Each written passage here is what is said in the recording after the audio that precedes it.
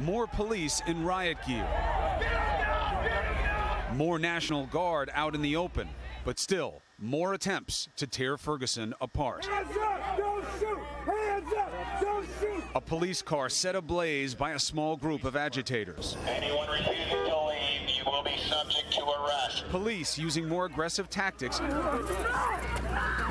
making arrests sooner. Here's the arrest. Tear gas necessary again, hanging in the air as the scent of the moment. There are those that are stuck on violence that embed themselves with the peaceful protesters. But all who hit the streets are outraged.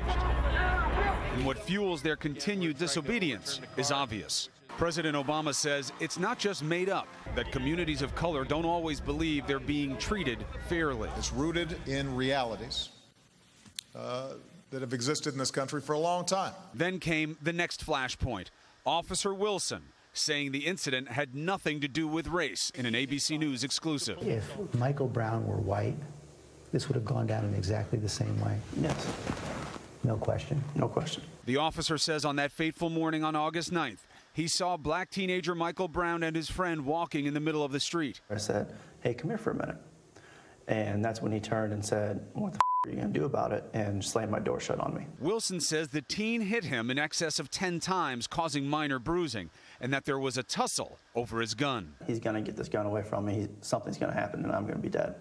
So I pull a third time, and it finally goes off. Wilson admits Brown runs away, but says it was his duty to give chase. My job isn't to just sit and wait. You know, I have to see where this guy goes. Perhaps the most important point, the officer says Brown turned and charged toward him. Some of the eyewitnesses have said at that moment when he turned around and put his hands up. That would be incorrect. Incorrect.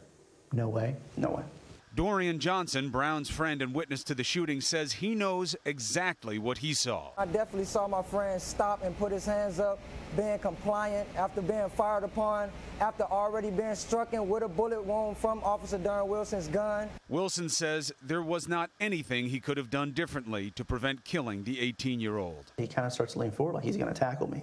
And I looked down my barrel of my gun and I fired, and what I saw was his head, and that's where it went. After the verdict, Brown's parents say they're profoundly disappointed. I feel like they just killed him again. The officer's response. I think those are grieving parents for mourning the loss of their son. I'm sorry that their son lost his life. It wasn't the intention of that day.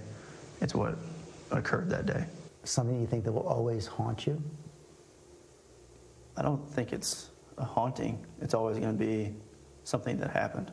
The officer's response offers small consolation.